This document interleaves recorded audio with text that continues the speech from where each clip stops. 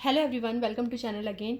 आज मैं आपको यूनिट थर्ड कंप्लीट करवाने वाली हूँ, जो कि हम रिवीजन अभी कर रहे हैं नीट के लिए। तो उसमें हम इवोल्यूशन चैप्टर के बारे में आज डिस्कस करेंगे। लास्ट यूनिट में मैंने आपको principle of inheritance and molecular basis of inheritance जो है वो कंप्लीट करवा दिया था। एंड ये आपका सेकेंड यूनिट के अंदर जाएगा। वैसे तो इवोल्यूशन चैप्टर भी आपका सेकेंड यूनिट में आता है, बट मैं evolution human health and disease को अलग से करवाने वाली हूँ। तो ये हमारे अलग टॉपिक रहने वाले हैं, ठीक है। तो चलिए सबसे पहले इवोल्यूशन की बात करते हैं। तो इवोल्यूशन क्या है आपके पास? इवोल्यूशन इज़ बेसिकली जब आप यहाँ पे ये चीज़ें देखोगे कि आपके पास हुआ क्या क्या था इवोल्यूशन में। सबसे पहले हम बात करते हैं, there was a huge explosion. एक बिग बैंग थ्योरी फॉलो होती है, जिसकी वजह से क्या बनता है, यूनिवर्स एक्सपेंड करता है और टेम्परेचर जो है वो डिक्रीज़ हो जाता है। पहले एटमॉस्फेयर में टेम्परेचर बहुत ज़्यादा हुआ करता था, बट धीरे धीरे जैसे जैसे यूनिवर्स एक्सपेंड करता है तो टेम्परेचर डिक्रीज़ होने लगता है और हाइड्रोजन और हीलियम जो है वो बनने लगती हैं, जिसकी वजह से गैसेस जो होती है वो कंडेंस हो जाती है और गैलेक्सीज का फॉर्मेशन होने लगता है। एंड इसी तरीके से हमारी अर्थ भी है, अर्थ जो है वो भी बन जाती है। 4.5 billion year ago, 4.5 billion year ago हमारी जो अर्थ है वो बन गई थी। और हमारा जो यूनिवर्स था उसका फॉर्मेशन 20 बिलियन ईयर अगो हुआ था। तो ये डाटा याद रखना है। जब अर्थ का फॉर्मेशन हुआ था तो उस टाइम एटमॉस्फेयर नहीं था अर्थ के ऊपर। एंड आपके जो वाटर वेपर थे उस टाइम पे सिर्फ क्या क्या प्रेजेंट था, एक तो वाटर वेपर प्रेजेंट थे, एक अमोनिया प्रेजेंट था, एक CO2 और एक NH3। ये सारे के सारे वहाँ पे प्रेजेंट थे। And they released by the molten mass on surface. जो अर्थ का सरफेस था उस पर एज अ वोल्केनिक इरप्शन की वजह से ये मोल्टन मास की फॉर्म में रिलीज हुए थे, ठीक है। अब क्या हुआ, यूवी जो है वो सन से आती थी। उस टाइम पे यूवी रेज सन से आती थी। उन्होंने क्या किया, वाटर को तोड़ दिया, किसके अंदर, हाइड्रोजन के अंदर और ऑक्सीजन के अंदर। हाइड्रोजन लाइट होने की वजह से एस्केप कर गई एटमॉस्फेयर को, और ऑक्सीजन जो थी उसने बाद में जाकर के ओजोन बना ली। और जैसे जैसे ओजोन बनने लगी वैसे वैसे आपकी यूवी रेडिएशन आना बंद हो गई, वाटर टूटना बंद हो गया और फाइनली लाइफ अपीयर हो गई। कितने साल पहले? 4 billion year ago. 4 billion year ago जो थी हमारी लाइफ अपीयर हो चुकी थी, यानी कि धरती के ऊपर सबसे पहले लाइफ आ चुकी थी 4 बिलियन ईयर अगो। अब यहाँ पे लाइफ अपीयर कैसे हुई? तो ग्रीक थिंकर्स जो है वो क्या बोलते हैं कि यूनिट ऑफ लाइफ जो है that is your spores, and spores come from the different planets which is also called them as panspermia. उनका कहना था कि जो धरती पे लाइफ आती है वो बाहर से आती है। And theory of spontaneous generation बताती है कि जो लाइफ है that appeared from the rotten matter, जैसे कि स्ट्रो हो गया, मड हो गया, यहाँ से जो मटेरियल होता है एक्चुअली नॉन लिविंग मटेरियल, वहाँ से आपकी लाइफ आई है। And this theory was dismissed by the Louis Pasteur, जिन्होंने कहा था कि life comes from the pre existing life, जिसको हम बोलते हैं, एक्चुअल में उन्होंने कहा था कि लाइफ जो है वो सिर्फ तभी आ सकती है जब ऑलरेडी वहाँ पे लाइफ होगी। ओमनिस वाइवम एक इन्होंने एक पूरी थ्योरी दी थी, ओमनिस वाइवम एक्स वीवो। तो उसी से क्या हुआ था, आपकी लाइफ आई थी, ठीक है। उसके बाद ऑपेरिन एंड हेल्डन ने इस चीज़ को प्रूव किया कि जो स्पॉन्टेनियस थ्योरी है उसको हम क्या कर देते हैं, हटा देते हैं। लेकिन उसको प्रूव करने के लिए ऑपेरिन एंड हेल्डन ने एक एक्सपेरिमेंट भी किए। इन्होंने कहा कि life came from the non living organic molecule, यानी कि फर्स्ट ऑफ टाइम जो है आपका केमिकल इवोल्यूशन हुआ एंड देन आपका बायोलॉजिकल इवोल्यूशन हुआ था। इनिशियली आपके पास कीमोजेनी हुई थी, देन आपकी बायोजेनी हुई थी और फाइनली आपकी कोएगनोजेनी हुई थी, मतलब कि इवोल्यूशन हुआ था। तो बेसिकली धीरे धीरे आप बढ़ते जा रहे हो। पहले हमारे छोटे मॉलिक्यूल बने, RNA वगैरह बने, प्रोटीन बने, और बाद में जाकर के इन्होंने आपके बायो मैक्रो मॉलिक्यूल बनाने शुरू कर दिए।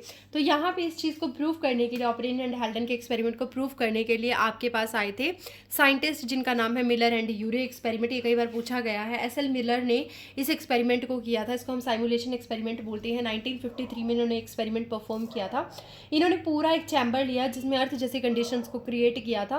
इन्होंने CH2, हाइड्रोजन, वाटर और NH3 इसके अंदर भरी थी, जिसका एक रेशो लिया गया था।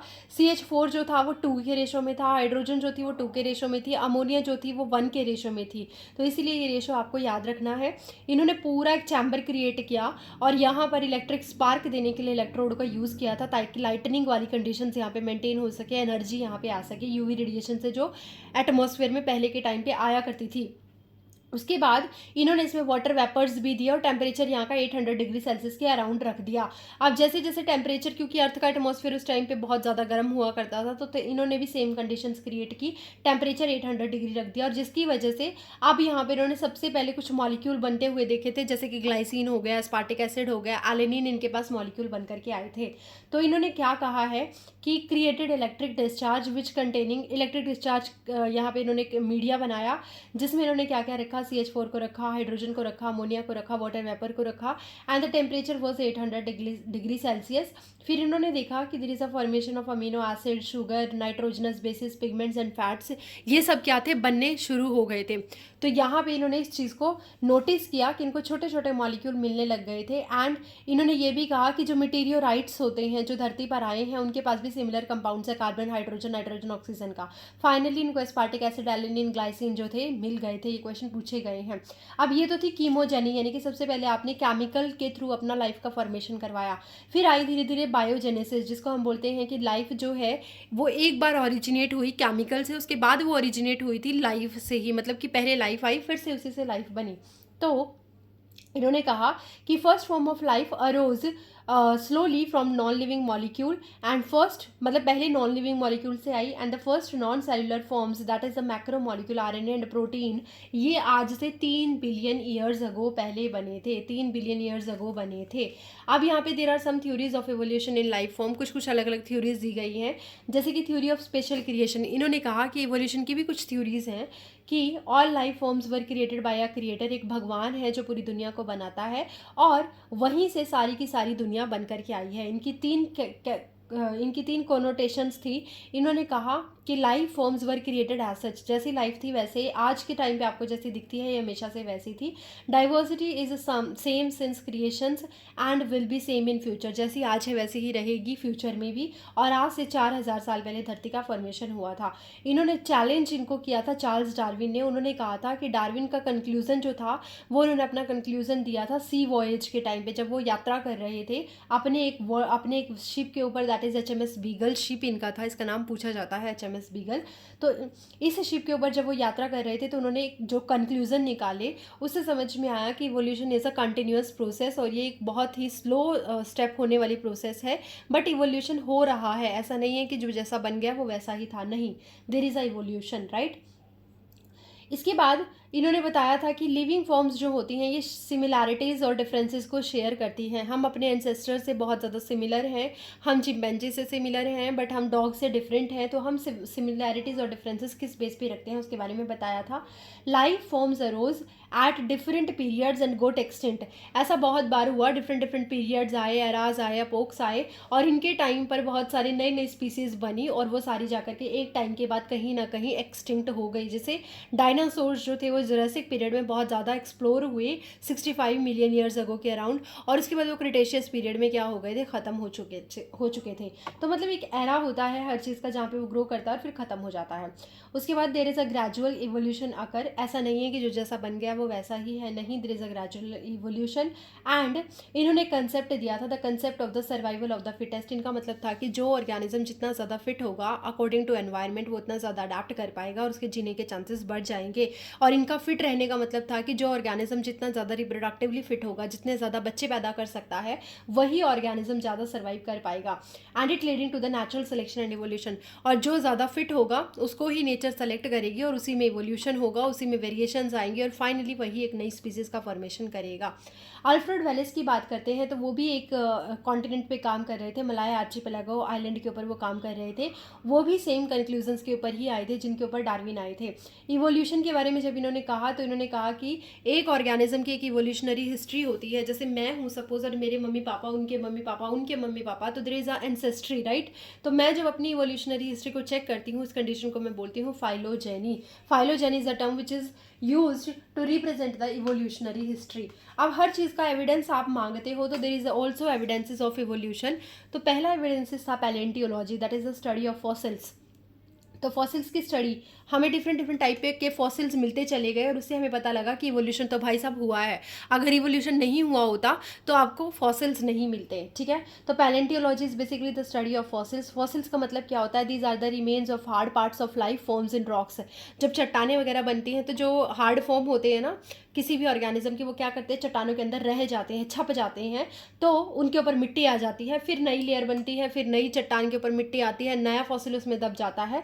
तो ऐसे ऐसे करके हम उनकी एज भी पता लगा सकते हैं। तो fossils are basically the remains of the hard parts of the life forms in rock and different age rocks. अगर अलग अलग एज की रॉक्स होंगी तो डिफरेंट लेयर्स बनेंगी and have varied life forms and layer indicates the geological period of their existence. वो ये बताता है कि ये ऑर्गेनिज्म किस टाइम पर एग्जिस्ट किया करते थे। अब हम बात करते हैं एम्ब्रियोलॉजिकल एविडेंसेस की। Proposed by the Ernst Haeckel. ये क्वेश्चन पूछते हैं कि एम्ब्रियोलॉजिकल एविडेंस किसने दिया था, तो अर्नेस्ट हैकल जी ने दिया था। इन्होंने कहा था that there are certain embryonic stage features are common to all vertebrates. For example vestigial gill slits जो होती हैं वो एम्ब्रियो वर्टिब्रेट्स की जो एम्ब्रियो होती है वो सबके अंदर मिलेगी, चाहे वो फिश का हो, देखो इन्होंने लिख भी रखा है, चाहे वो फिश का हो, चाहे वो एम्फीबियन का हो, चाहे वो बर्ड्स का हो, या फिर वो चाहे मैमल्स का हो, सबके अंदर आपको गिल स्लिट्स मिलेंगी, चाहे वो अब वेस्टिजियल हो चुकी हों।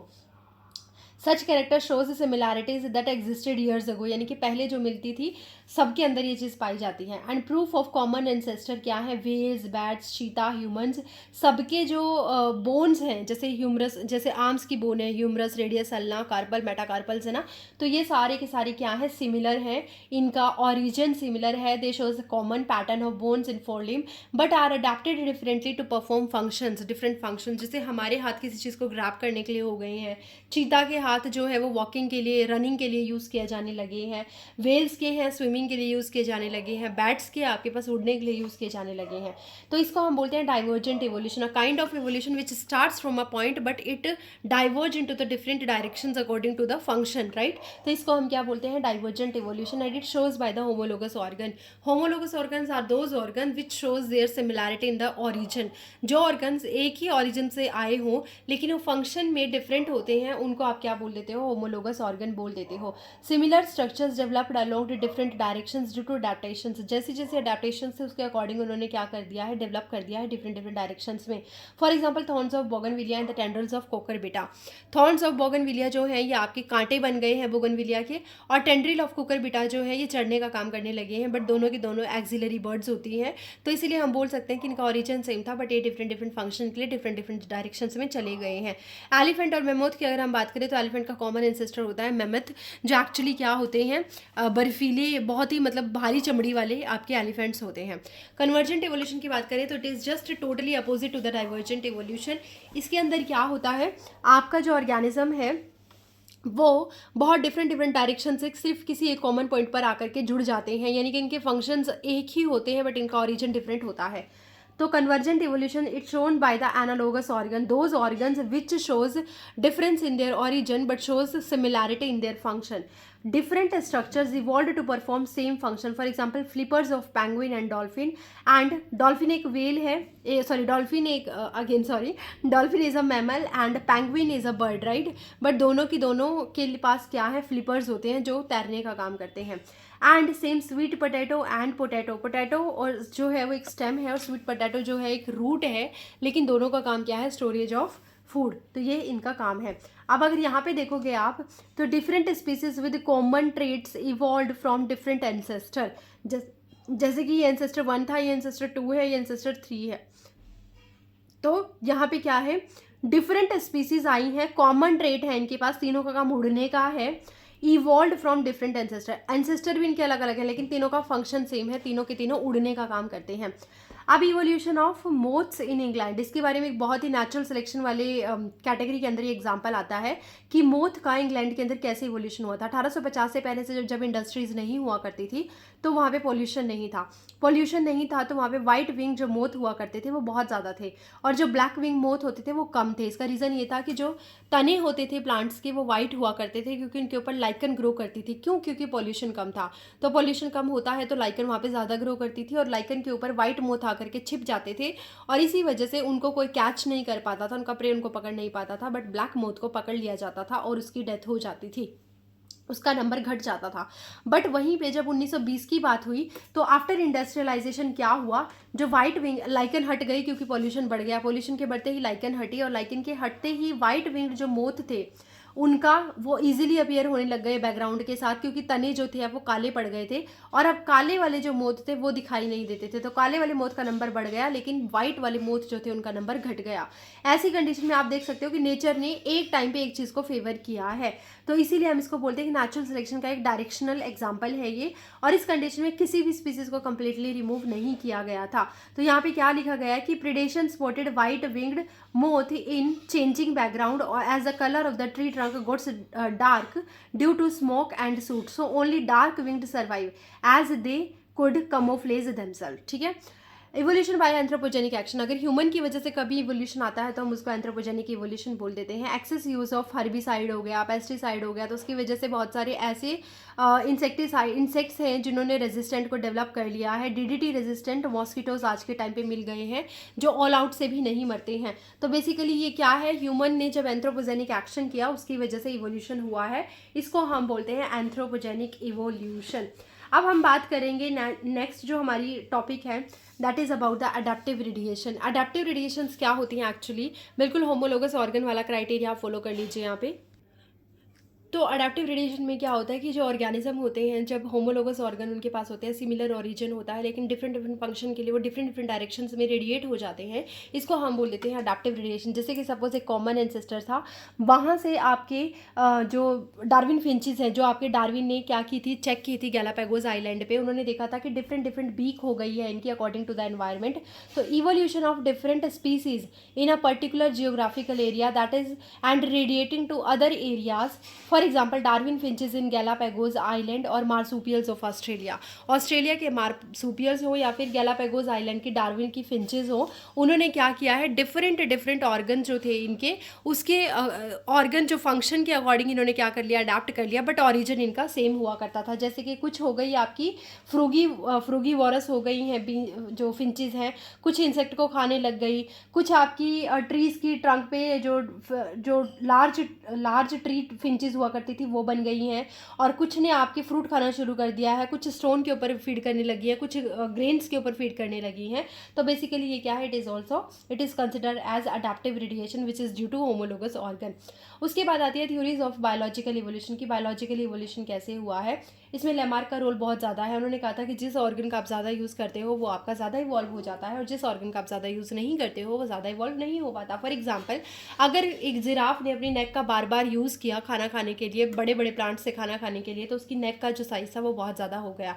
बट क्या ये रियलिटी में सच है? नहीं, ऐसा नहीं होता, क्योंकि हमारा दिल हर टाइम यूज़ कर रहा है अपने आप को, हर टाइम काम कर रहा है हमारा दिल, हमारी आंखें हर टाइम काम कर रही है। इसका मतलब ये तो नहीं है कि वो हर टाइम बड़ी हो जाएंगी।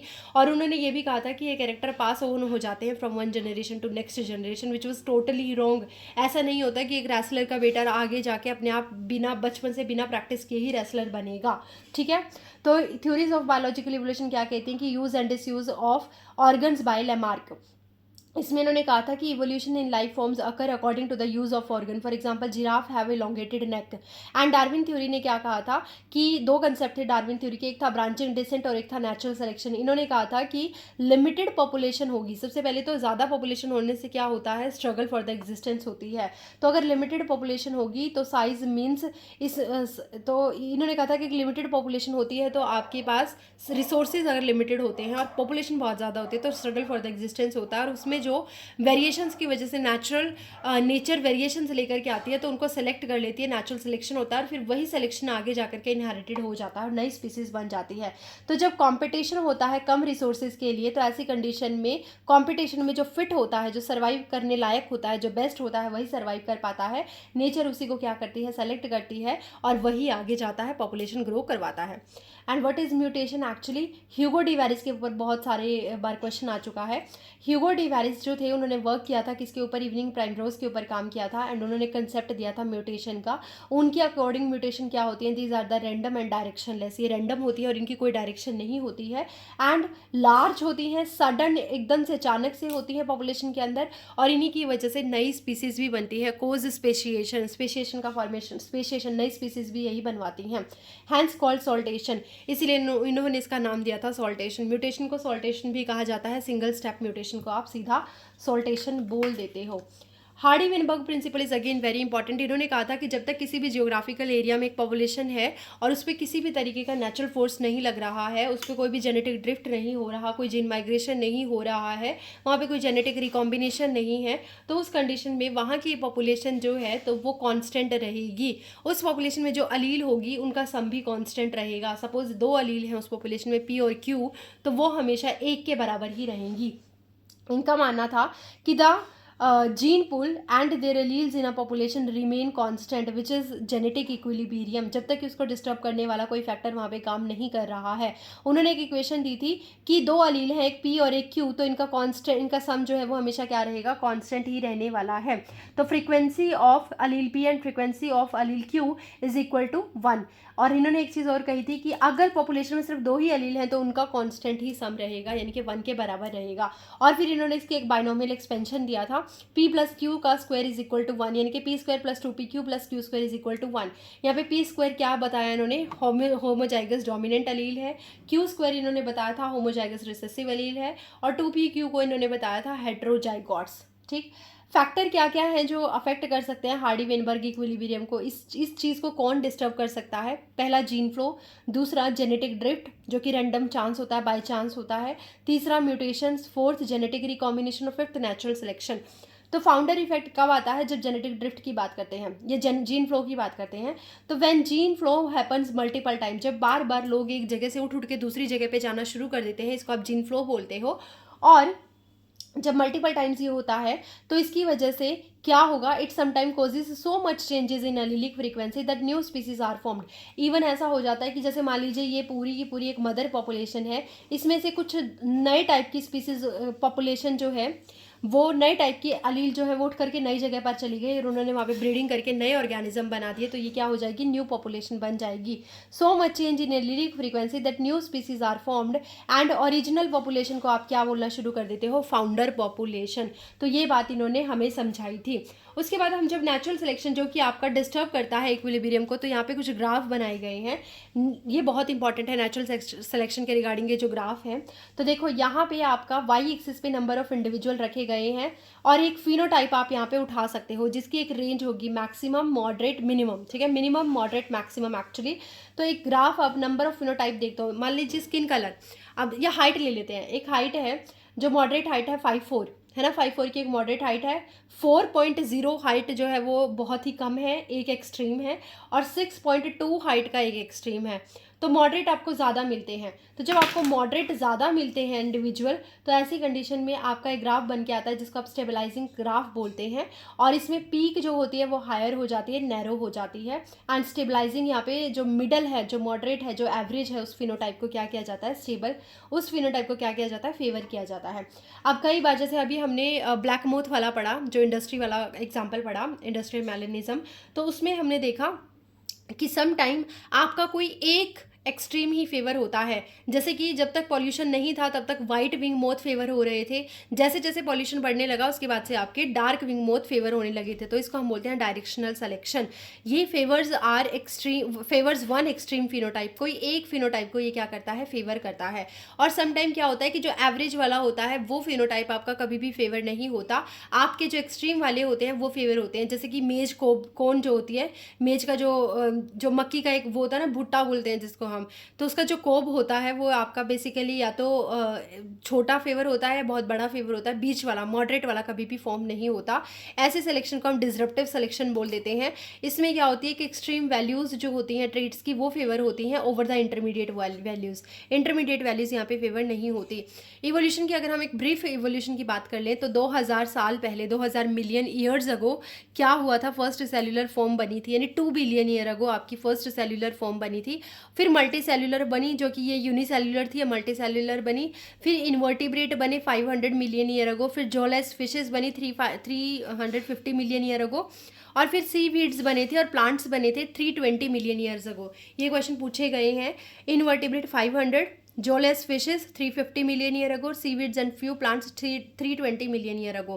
1938 में साउथ अफ्रीका में सीलोकैंथ देखी गई थी जो आज के टाइम पे एक्सटिंक्ट मानी जाती है। लोब फिन्स जो थी वो फर्स्ट एम्फीबियन मानी जाती थी।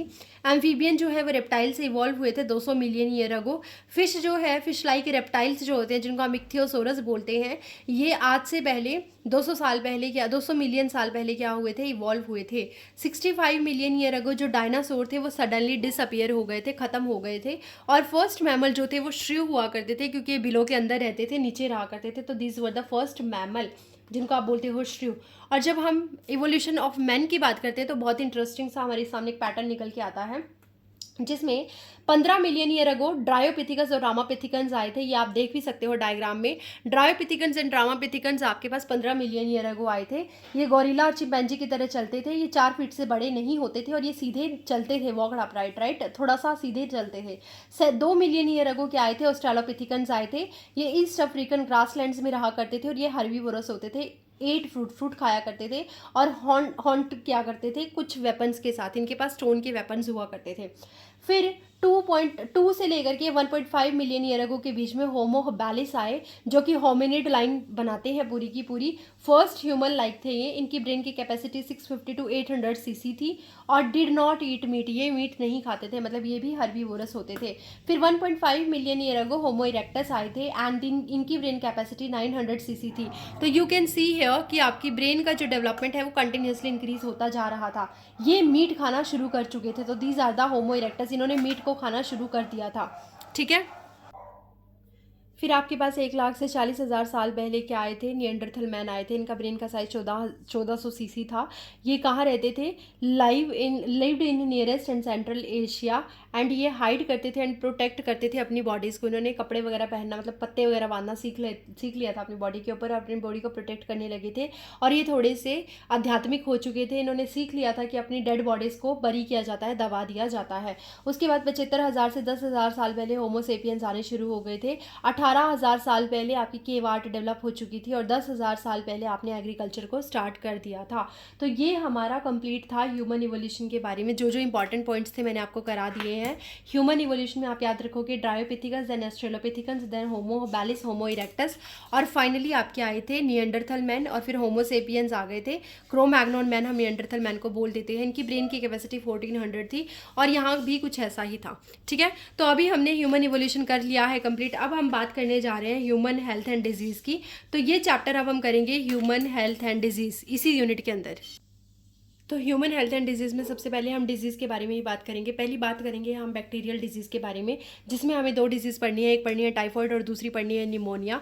तो टाइफॉइड जो होती है इसका कॉजेटिव एजेंट जो बैक्टीरिया है वो क्या है, साल्मोनेला टाइफीम्यूरियम, जो स्मॉल इंटेस्टाइन के अंदर एंट्री कर जाता है। इसका कोज क्या होता है, कंटामिनेटेड फूड एंड वाटर, यानी कि जब आप गंदा पानी और गंदा खाना खाते हो तो उसकी वजह से क्या होता है, कंटामिनेटेड फूड एंड वाटर की वजह से प्रॉब्लम क्रिएट होती है। इसके सिम्टम होते हैं sustained high fever, continuously high fever रहता है 39 to 40 डिग्री सेल्सियस तक। वीकनेस आती है, स्टमक पेन होता है, कॉन्स्टिपेशन होती है, लॉस ऑफ एपेटाइट हो जाती है और हेडेक होने लगता है। इसके सीवियर फॉर्म में क्या होता है कि इंटेस्टाइन के अंदर छेद हो जाते हैं, इंटेस्टाइनल परफोरेशन हो जाती है और डेथ तक हो सकती है। इसको कंफर्म करने के लिए विडाल टेस्ट होता है, कई बार पूछ चुके हैं विडाल टेस्ट। अब जब हम न्यूमोनिया की बात करते हैं तो न्यूमोनिया के लिए पॉजिटिव एजेंट होता है स्ट्रेप्टोकोकस न्यूमोनियाई या फिर हीमोफिलस इन्फ्लुएंजाe, जो बेसिकली लंग्स के एल्वेलाई को इफेक्ट करते हैं। कॉज की बात करें तो ये कैसे फैलता है, आपके पास inhaling droplets, aerosols of and sharing utensils with the infected person. अगर आप ऐसा कुछ यूज़ कर रहे हो तो उसकी वजह से भी न्यूमोनिया फैलने के चांसेस होते हैं। सिम्टम की बात करें तो प्रॉब्लम होती है इसमें रेस्पायरेशन में, सांस लेने में प्रॉब्लम होती है। एल्वोलाई जो होती है फिल्ड हो जाती है किससे, म्यूकस से, और सांस लेने में दिक्कत होती है, कफ आता है, कोल्ड होता है, फीवर हो जाता है। सीवियर की बात करें तो फिंगर अगर मतलब कि बहुत ही ज़्यादा हो गई है ये प्रॉब्लम, तो उस कंडीशन में फिंगर के जो नेल्स होते हैं या जो लिप्स होते हैं वो ब्लूइश ग्रे कलर के टर्न हो जाते हैं, ग्रे कलर में कन्वर्ट हो जाते हैं। टेस्ट कैसे कर सकते हो उसको, एक्सरे चेस्ट करवा सकते हो, आप चेस्ट का एक्सरे करवा सकते हो, है ना। वायरल डिजीज में आप पढ़ोगे common cold which is due to rhinoviruses. Rhinoviruses की वजह से कॉमन कोल्ड होता है एंड इसमें क्या होता है, ड्रॉपलेट्स होती हैं जो due to cough sneezes of infected person are inhaled directly transmitted via pens books and door knobs. ये तो सबको पता है। जुकाम कैसे होता है सबको पता है। नेजल कंजेशन एंड डिस्चार्ज, जिसमें आपका जो नाक होता है वो बंद होने लग जाता है और नाक से पानी बहने लगता है। सोर थ्रोट, गला पक जाता है, आपका कफ होने लगता है, हेडेक होता है, टायर्डनेस होती है। तो ये हैं आपकी बैक्टीरियल और वायरल डिजीजेस। उसके बाद हम बात करेंगे कुछ प्रोटोजोन डिजीज़ की, जैसे कि आपके पास है पहला मलेरिया। मलेरिया किससे फैलता है? प्लाज्मोडियम स्पीसीज से। प्लाज्मोडियम की 3 स्पीसीज हो सकते हैं, वाइवेक्स, मलेरिया, फाल्सीपैरम। ट्रांसमिशन कितना होता है? 2 होस्ट होते हैं इसके, एक मॉस्किटो होता है, एक ह्यूमन होता है। उसके अलावा सिम्टम क्या होते हैं? फीवर होता है, फ्लू लाइक इलनेस आने लगते हैं इंक्लूडिंग शेकिंग, चिल्स, बहुत ठंड लगती है, हेडेक होता है, मसल्स में दर्द होता है, थकान होने लगती है। उसके अलावा दूसरी है एमीबाइसिस, जो किसकी वजह से होती है? एंटमीबा हिस्टोलिटिका की वजह से। हाउस फ्लाई जो होती है वो इसके कैरियर होते हैं। It is due to contaminated food, water and faecal matter से ये फैलती है। इसके सिम्टम होते हैं कॉन्स्टिपेशन, एब्डोमिनल पेन, क्रैम्प्स होना, stool with mucus and blood clots. आपको ये सारे याद करके जाने हैं, एक बार देख लेना। ये ज़्यादातर आपकी एब्डोमिनल पेन को लीड करती है और यहाँ इंटेस्टाइन में भी प्रॉब्लम होती है। इसमें आपके जो स्टूल होता है उसमें ब्लड आता है। एस्कैरियासिस जो होता है एस्कैरिस की वजह से होता है। कॉमन राउंड वर्म हम इसको बोलते हैं, हेलमिंथी से बिलोंग करता है। Contaminated water, vegetable, fruit, eggs of parasite are excreted in the faeces which contaminate the soil and plants and water. और फिर जब आप उसको खा लेते हो तो आपके अंदर ही चले जाते हैं। इसकी वजह से प्रॉब्लम क्या होती है? इंटरनल ब्लीडिंग होने लगती है, मसल्स पेन होता है, fever, anaemia, blocking of intestinal passage हो जाता है। एलिफेंटियासिस या फिर हम जिसको वुचरेरियासिस या फिर फिलेरियासिस बोल देते हैं, ये किसकी वजह से होती है? ये होती है वुचरेरिया बैनक्रॉफ्टी एंड वुचरेरिया मलाई की वजह से। और इसमें क्यों होती है ये आपका क्यूलिक्स नाम का एक मॉस्किटो होता है, फीमेल मॉस्किटो, उसकी बाइट की वजह से होती है, जो वेक्टर की तरह ट्रीट करता है, वेक्टर की तरह होता है। एंड इसमें आपके पास जो लिम्फ वेसल्स होती हैं उनमें क्रॉनिक इन्फ्लामेशन होने लगती है धीरे धीरे, और लोअर लिम्ब और जेनाइटल्स जो होते हैं वो ज़्यादा अफेक्टेड होते हैं। Gross deformity in the lower limb आप देख सकते हो। नेक्स्ट है रिंगवर्म्स, जो आपकी फंगस की वजह से होता है। It is not due to protozoa, it is due to fungus, जिसमें 3 फाइलम है, बहुत इंपॉर्टेंट है। तीनों जेनेरा याद रखने हैं आपको एक्चुअली। माइक्रोस्पोरम, ट्राइकोफाइटन, एपिडर्मोफाइटन, ये पूछे गए हैं कई बार, दोबारा बता देती हूँ। Microsporum, Trichophyton, Epidermophyton. Ringworms are generally acquired from soil and और caused by clothes, towels of infected person. किसी को अगर रिंगवर्म्स की प्रॉब्लम है, इचिंग की प्रॉब्लम है, तो जब आप उसको टच करते हो या आपकी बॉडी में वो आ जाता है, उसकी वजह से आपको भी ये प्रॉब्लम हो सकती है। एंड इसके सिम्टम क्या है? Appearance of dry and scaly lesions on the skin, nails and scalp and intense itching in skills. तो ये बहुत ही खतरनाक सी बीमारी होती है। इसमें क्या होता है कि ना बहुत सारी ईचिंग सी होने लग जाती है और पूरी ड्राई सी स्किन हो जाती है, स्केली स्किन हो जाती है। उसके अलावा अब हम बात करने जा रहे हैं यहाँ पे मलेरिया की, क्योंकि एक पैरासाइट जो प्रोटोजोआ है उसकी वजह से होने वाली बीमारी है। तो मलेरिया को देख लेते हैं कैसे फैलती है, ऐसे क्वेश्चन बनता है। मलेरिया जो है वो आपका फीमेल एनाफ्लीज मॉस्किटो फैलाती है और इसके 2 होस्ट होते हैं। एक होता है मॉस्किटो, मतलब जो पैरासाइट है स्पोरोजोइट, इसके 2 होस्ट हैं, एक है आपका मॉस्किटो और एक है ह्यूमन। तो इसको डायजेनेटिक हम बोल देते हैं। प्लाज्मोडियम की वजह से फैलता है। प्लाज्मोडियम वाइवेक्स जो है इसका वो मेन कॉजेटिव एजेंट है। इसकी 3 स्पीसीज होती हैं, Plasmodium vivax, Plasmodium malariae, Plasmodium falciparum, which is the most serious और इवन ये फेटल तक हो सकती है। तो यहाँ पे स्टेप की बात करते हैं। सबसे पहला स्टेप यहाँ से शुरुआत करेंगे। तो सबसे पहला स्टेप क्या है? मॉस्किटो जो है वो ट्रांसमिट करता है एक मोटाइल स्पोरोजोइट। मॉस्किटो जब किसी को बाइट करता है तो उसकी सलाइवरी ग्लैंड में एक इन्फेक्शियस पार्टिकल होता है, इन्फेक्शियस ऑर्गेनिज्म होता है, पैरासाइट होता है, जिसको बोलते हो स्पोरोजोइट। अब ये ह्यूमन के ब्लड के अंदर एंट्री कर गया। ह्यूमन के ब्लड के अंदर ये कहाँ जाएगा? ब्लड वेसल्स में जाएगा और वहाँ से लीवर सेल्स तक पहुँच जाएगा। मैं बता देती हूँ। तो a sporozoite travel through the blood vessels to liver cell, वहाँ तक ये पहुँच गया।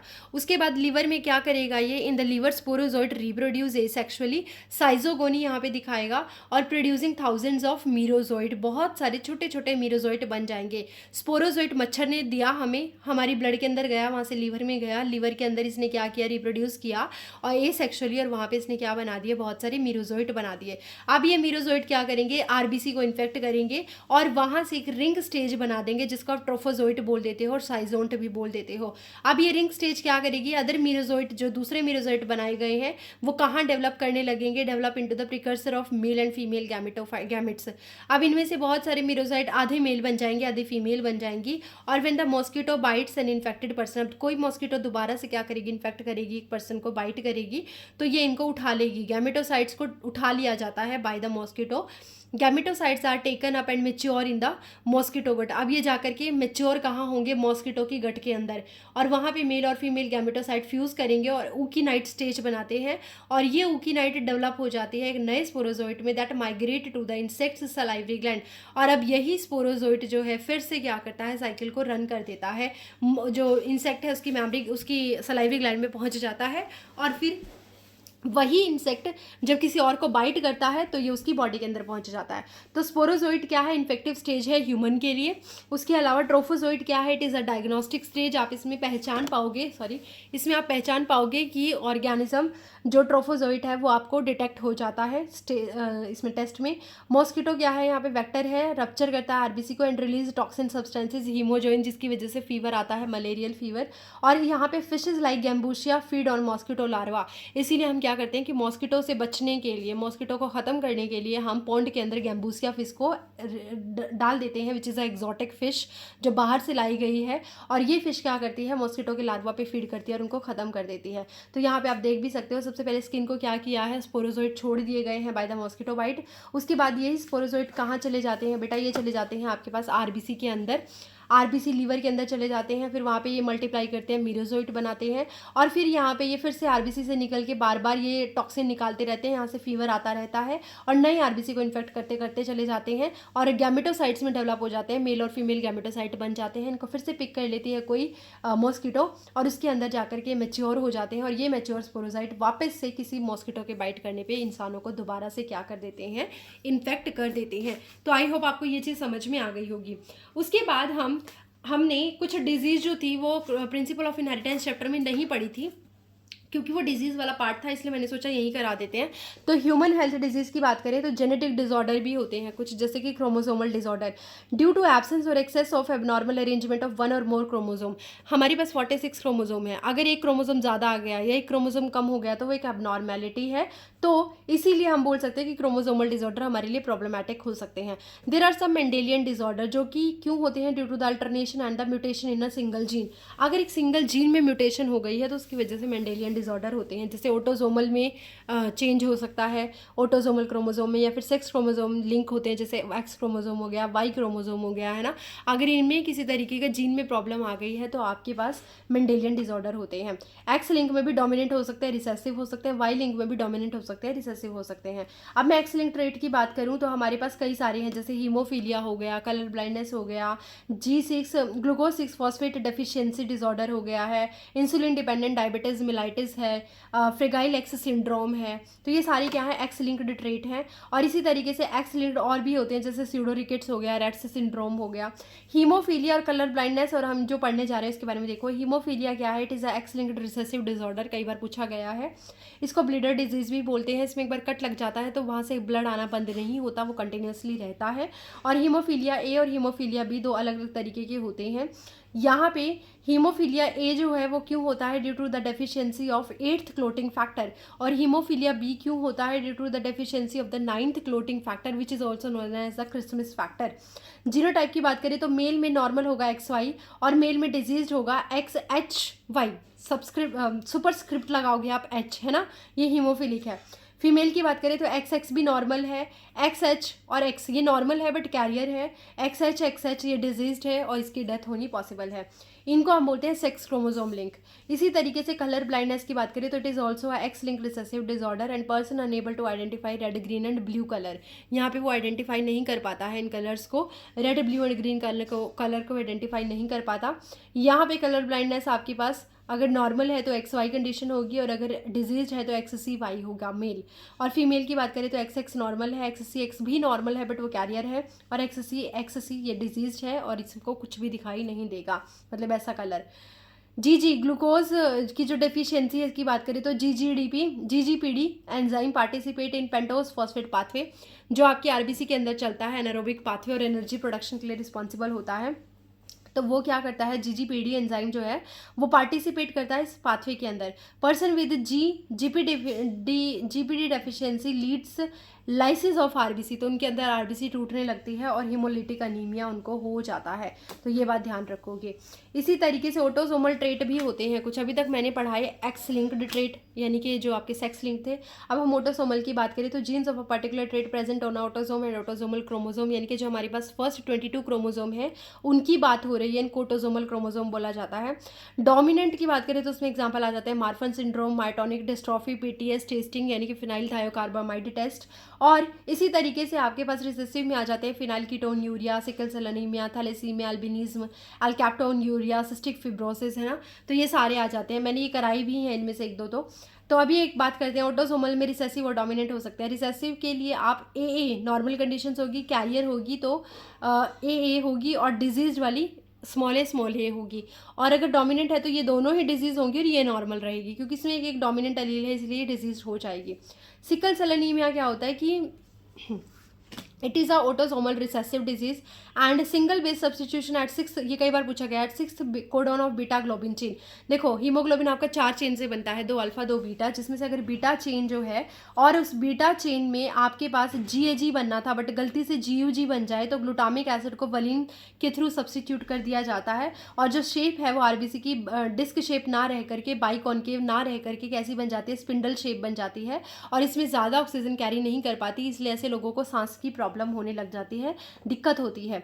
तो बेसिकली डीएनए सीक्वेंसेस नॉर्मली क्या आना था, GAG आना था 6 पोजीशन पे, ग्लूटामिक एसिड को जो कोड करता, बट फाइनली वो GAG ना आकर के क्या आ जाता है, GUG आ जाता है, जो किसको कोड कर रहा है, वेलिन को कोड कर रहा है, ठीक है। एल्बिनिज्म भी एक ऑटोसोमल रिसेसिव डिसऑर्डर है and it is due to the mutation of gene responsible for the synthesis of enzyme tyrosinase.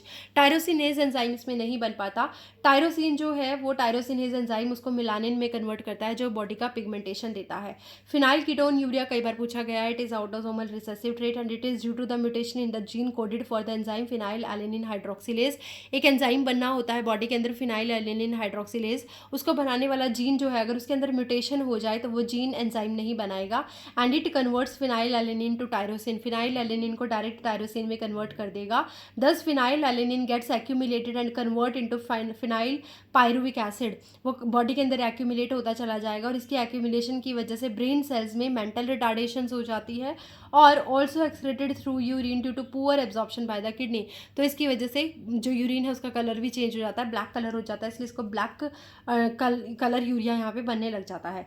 Thalassaemia is also autosomal recessive trait and in this globin chain जो बनती है haemoglobin की वो affect होने लग जाती है, ग्लोबिन चेन एब्सेंट हो जाती है, फिर लेस बनती है और it leads to more synthesis of another globin chain, alpha बनने लग जाती है, बीटा नहीं बन पाती। This chain accumulates in RBC, rupture its membrane, उसकी मेम्ब्रेन को रप्चर कर देती है, और लाइसिस ऑफ आरबीसी होने से क्या हो जाता है, सीवियर जॉन्डिस हो जाता है, अनीमिया हो जाता है और बंदे की डेथ भी हो सकती है। तो दीज आर द डिजीज जो मैंने ऑटोसोमल ट्रेट में पढ़ाई, वैसे आप इनको उस चैप्टर में भी कर सकते हो जब हम उसकी बात करते हैं प्रिंसिपल ऑफ इनहेरिटेंस की, है ना, यूनिट 2 की। अब आ जाइए आपके पास बेसिकली जो मेन पॉइंट्स हैं, हेल्थ क्या होती है इसके बारे में बात करेंगे, एक्टिव इम्यूनिटी, पैसिव इम्यूनिटी। तो अजम्पशंस अबाउट हेल्थ क्या है, health is a state of mind and body and the balance of the humours people with black बाइन हैड फीवर्स। इनका मानना था कि जो लोग जिनके अंदर बैड फ्लूइड्स होता है उसको आप ब्लैक बाइन बोलते हो और उनको फीवर रहता है, और इसको डिस्प्रूव किया गया कि जब when body temperature was measured by the thermometer by William horse, इसको डिस्प्रूव कर दिया गया था कि जब थर्मामीटर के थ्रू आपकी बॉडी का टेम्परेचर मेजर किया गया तो हमेशा देखा गया कि वहाँ पे एक ऑलरेडी आपकी बॉडी का टेम्परेचर जो है 37 डिग्री सेल्सियस है, which is normal actually, and इसीलिए आप इसको ब्लैक बाइल या फीवर नहीं बोल सकते हो। और विलियम हार्वे ने भी सेम चीज़ को डिस्कवर किया था। विलियम हार्वे को हार्ट की स्ट्रक्चर के लिए भी जाना जाता है, ब्लड सर्कुलेशन के लिए भी जाना जाता है, इंपॉर्टेंट क्वेश्चन है, पूछा गया है। हेल्थ जो है वो कैसे अफेक्टेड होती है, जेनेटिक डिसऑर्डर से अफेक्ट हो सकती है जो हमने पढ़ लिए, इन्फेक्शन से जो अफेक्टेड हो सकती है जो हम पढ़ चुके हैं अभी, bacterial infection, viral infection, lifestyle अगर आपका उल्टा सीधा है तो भी आपकी हेल्थ डिस्टर्ब हो सकती है। तो health is basically a state of complete physical, mental and social wellbeing, it increases longevity and decreases mortality. मृत्यु दर को घटा करके ये आपकी जीने की दर को बढ़ा देती है अगर अच्छी हेल्थ आपके पास होती है। डिजीज़ की बात करें तो टाइप 2 तरीके की होती है, एक होती है इन्फेक्शियस, एक होती है नॉन इन्फेक्शियस। इन्फेक्शियस डिजीज़ वो होती है जो ईजिली ट्रांसमिट हो जाती है, जैसे एड्स हो गया, कोल्ड हो गया, और नॉन इन्फेक्शियस वो होती है जो ईजिली ट्रांसमिट नहीं होती, फॉर एग्जांपल कैंसर। और इनके कॉजेटिव एजेंट अलग अलग हो सकते हैं। ऐसे ऑर्गेनिज्म जो कोस करते हैं उनको पैथोजन कहा जाता है। तो pathogen that enters host have to adapt environment within the host. अगर कोई भी बाहर से ऑर्गेनिज्म हमारी बॉडी में एंट्री कर रहा है तो उसके लिए मैंडेटरी है कि उसको बॉडी की बहुत सारी चीज़ों के अकॉर्डिंग ढलना पड़ता है। तो it is very important for them. अब इम्यूनिटी क्या है? जो हमारी बॉडी पैथोजन को रोकने के लिए काम करती है, इम्यूनिटी उसको बोला जाता है। ठीक है, तो उसको हम क्या बोलते हैं? उसको इम्यूनिटी बोलते हैं। Ability of the host to fight disease causing organism, fight disease causing organism के अगेंस्ट लड़ना, conferred by the immune system. Innate immunity और एक्वायर्ड इम्यूनिटी दो तरीके की होती है। इनेट इम्यूनिटी जो है वो नॉन स्पेसिफिक होती है, ये बर्थ से ही प्रेजेंट होती है। एक्वायर्ड इम्यूनिटी जो होती है पैथोजन स्पेसिफिक होती है and characterised by the memory. एक बार कोई पैथोजन हमारी बॉडी के अंदर एंट्री कर गया, उसके लिए मेमोरी सेल्स डेवलप हो जाती हैं, और दूसरी बार जब वही एंट्री करता है तो आपकी मेमोरी इतनी ज़्यादा स्ट्रॉन्ग होती है कि उसको तुरंत वहीं पे पकड़ के इम्यूनिटी डेवलप करके उसको ख़त्म कर देती है। इनेट इम्यूनिटी में काफ़ी सारे बैरियर्स आते हैं, जैसे फिजिकल बैरियर। सबसे पहले स्किन। जब कोई पैथोजन एंट्री करना चाहता है तो स्किन उसको रोकने का काम करती है। Mucus coating on epithelium lining of various tract, बहुत सारी ट्रैक्ट को म्यूकस कोट कर रहा होता है, तो वो भी फिजिकल बैरियर की तरह एक्ट करता है। फिजियोलॉजिकल बैरियर की बात करूँ तो स्टमक के अंदर एसिड होगा, सलाइवा इन माउथ होगा, टीयर्स फ्रॉम आइज होंगे। सेल्यूलर बैरियर जहाँ पे सेल खुद काम करती हैं, जैसे कि ल्यूकोसाइट WBCs हो गई, polymorph nuclear lymphocyte, leucocyte PMNL यानी न्यूट्रोफिल्स हो गई, मोनोसाइट हो गई, नेचुरल किलर सेल्स हो गई। ये डायरेक्ट पैथोजन को क्या कर देती हैं? किल कर देती हैं। साइटोकाइन बैरियर्स होते हैं, जैसे कि कुछ केमिकल, फॉर एग्जांपल इंटरफेरोन्स, ये क्या करते हैं? These are the protein secreted by the virus infected cell to protect the uninfected cell. Suppose एक दो सेल पास पास रखी हुई हैं और एक सेल को इन्फेक्ट कर दिया किसी वायरस ने, तो इस वायरस इन्फेक्टेड सेल ने केमिकल रिलीज किया जिसको साइटोकाइन बोलते हैं, इंटरफेरोन बोलते हैं, पास वाली सेल के लिए, नेबर सेल के लिए, और उसको अलर्ट कर दिया कि यहाँ पे कोई ना कोई वायरस है, प्लीज़ तुम खुद को सेव कर लो। तो इसको हम बोलते हैं क्या? इसको बोला जाता है वायरस इन्फेक्टेड सेल के लिए इंटरफेरोन। ठीक है, उसके बाद एक्वायर्ड इम्यूनिटी क्या होती है? फर्स्ट टाइम जब कोई एनकाउंटर हुआ, इनिशियल एक्सपोजर होता है, तो उस टाइम पे आपके पास जो एंटीबॉडी है उनकी कंसंट्रेशन बढ़ती है, ठीक है, टाइम के साथ, प्राइमरी रिस्पॉन्स में, प्राइमरी इम्यून रिस्पॉन्स में, लेकिन थोड़ी बढ़ती है और टाइम लगाती है। लेकिन जब सेकेंडरी एक्सपोजर सेम एंटीजन का होता है तो एक तो पहली बात तो बहुत स्पीड में बढ़ती है और दूसरी बात बहुत हाई अमाउंट में एंटीबॉडी का प्रोडक्शन होता है, यानी कि secondary immune response is very very fast than first immune response, and body has memory after first encounter. यही रीज़न है कि आपको इस तरीके का ग्राफ दिखाई देता है। Immune responses are carried out with the help of two type of special cell. One is B lymphocyte and the second one is T lymphocyte. B lymphocyte क्या करती हैं? They produce antibodies, for example IgA, IgM, IgG, and they mediated humoral immune response. ये आपके blood में घूमती रहेंगी antibody और क्या प्रोवाइड करवाती है? Humoral immune response. बट वहीं पे टी लिम्फोसाइट क्या करती हैं? They help B cell producing antibody. B cell को कहेंगी कि भाई तुम क्या बना लो? एंटीबॉडी बना लो, और responsible for sale mediated immunity. Important in graft rejection transplant organ. अगर आपके पास जो ग्राफ्ट आप लेते हो, बाहर से ऑर्गन लेते हो, आपने देखा होगा कि वो रिजेक्ट हो जाते हैं। उनके रिजेक्ट होने का मेजर कोज क्या होता है? सेल मेडिएटेड इम्यूनिटी, CMI भी हम इसको बोल देते हैं। तो cell mediated immunity is very very important to prevent the graft rejection, actually to lead to graft rejection, not prevention, है ना। तो ग्राफ्ट रिजेक्शन के लिए रिस्पॉन्सिबल कौन है? T lymphocyte. एंटीबॉडीज़ क्या होती हैं? इसकी स्ट्रक्चर अगर आप देखोगे तो ये वाई शेप होती है। इसमें दो लाइट चेन होती हैं, दो हैवी चेन होती हैं। लाइट चेन ये साइड वाली है, हैवी चेन अंदर वाली होती हैं। 4 पेप्टाइड चेन होती हैं, 2 स्मॉल लाइट चेन होती हैं, 2 लॉन्ग हैवी चेन होती हैं। H2L2 हम इसको बोल देते हैं। एंटीजन की बाइंडिंग साइट होती है। अगर आप ये वाला रीजन देखोगे तो इसमें एक लाइट और एक हैवी चेन मिलकर के एंटीजन को बाइंड करने के लिए साइट बनाती है। इसको हम क्या बोल देते हैं? एंटीजन बाइंडिंग साइट बोल देते हैं, पैराटोप भी बोल दिया जाता है। और यहाँ पे लिंकेजेस भी होती हैं, दोनों चेन के बीच में डायासल्फाइड के ब्रिजेस भी होते हैं। तो this is again very very important. Y shape की है, इसका एक एक्सिस एक पोलैरिटी रिप्रेजेंट करती है नाइट्रोजन को और एक पोलैरिटी रिप्रेजेंट करती है आपके जो कार्बन है उसकी बात करते हैं, ये कार्बोक्सिलिक एसिड की बात करते हैं। There are 2 different type of immunity. One is active immunity and the second one is passive immunity. Active immunity कब होती है? जब कोई एंटीजन पहली बॉडी में आता है और उसके बाद एंटीबॉडी डेवलप होती है, इसको एक्टिव इम्यूनिटी बोलते हो। और पैसिव इम्यूनिटी वो होती है जिसमें एंटीजन पहले नहीं आता, पहले ही आप एंटीबॉडी, प्री फॉर्म्ड एंटीबॉडी आप उसको दे देते हो, ताकि इन फ्यूचर कभी एंटीजन अगर आपकी बॉडी में आए तो आप उससे लड़ पाओ, एंटीबॉडी आपके पास हो। ठीक है, तो एक्टिव इम्यूनिटी क्या होती है, when host is exposed to antigen, चाहे वो लिविंग हो चाहे वो डेड एंटीजन हो, जैसे आप वैक्सीन वगैरह दे देते हो, और microbes, antibodies are produced in the host body, खुद से प्रोड्यूस होती हैं, तो उसको आप बोलते हैं active immunity. And they are slow and takes time for the effective response, ये स्लो होती हैं, टाइम लेती हैं। वहीं पे पैसिव इम्यूनिटी की अगर बात करें तो when readymade antibodies are directly given to protect body against foreign agent, fast response होता है इनका। For example IgA in the colostrum secretion initial days of lactation, तो जब मदर की बॉडी से मिल्क जो है कोलेस्ट्रम फीमेल बच्चे को जाता है तो उसमें IgA एंटीबॉडी होती है, it is also known as passive immunity. Vaccination क्या होता है, based on memory of immune system.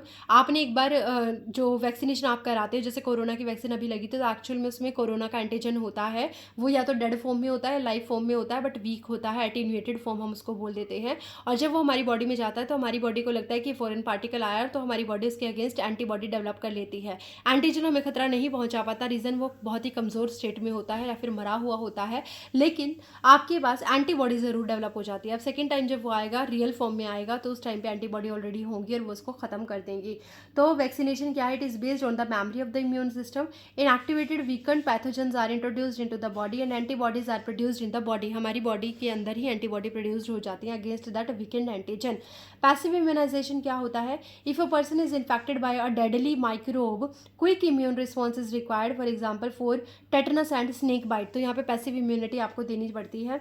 दूसरा, recombinant DNA technology has helped production of antigenic polypeptide with the help of bacteria, yeast, for example hepatitis B vaccine is produced from yeast. ये question पूछा गया है कि hepatitis B की vaccine जो है वो कहाँ से प्रोड्यूस करवाई जाती है, यीस्ट से प्रोड्यूस करवाई जाती है। There are some kind of allergies, aggregated responses of immune system to antigen in the environment, मतलब कि अगर आपको किसी डस्टी एनवायरमेंट में जाते हो कहीं पे पॉलन में जाते हो, तो आपकी बॉडी में उसके लिए एक रिस्पॉन्स जनरेट हो जाता है, उसको आप एलर्जी बोल देते हो। जैसे एंटीबॉडीज़ आपको एलर्जी की रिस्पॉन्स दिखाने लग जाती है, जैसे IG आपके ब्लड के अंदर बहुत ज़्यादा बढ़ जाए तो वो भी काइंड ऑफ एंटीबॉडी होती हैं, वो भी काइंड ऑफ एलर्जी का इंडिकेशन होती हैं। सिम्टम क्या हो सकते हैं, स्नीजिंग हो गया, वाटरी आइज हो गया, रनिंग नोज हो गया। रीज़न क्या क्या हो सकते हैं, रिलीज ऑफ हिस्टामिन, बहुत सारा हिस्टामिन निकलने लग जाता है, वैसो डायलेशन हो जाता है, और सेरोटोनिन वैसो कॉन्स्ट्रिक्शन हो जाता है मास्ट सेल से। और ये क्या करती हैं, ड्रग्स एंटी हिस्टामिन ले सकते हो आप, एंटी हिस्टामिन ड्रग्स ले सकते हो, एड्रेनलिन और स्टेरॉइड्स आप इस सिम्टम्स के लिए ले सकते हो अगर आपको ऐसा कुछ एलर्जिक कंडीशंस लग रही हैं।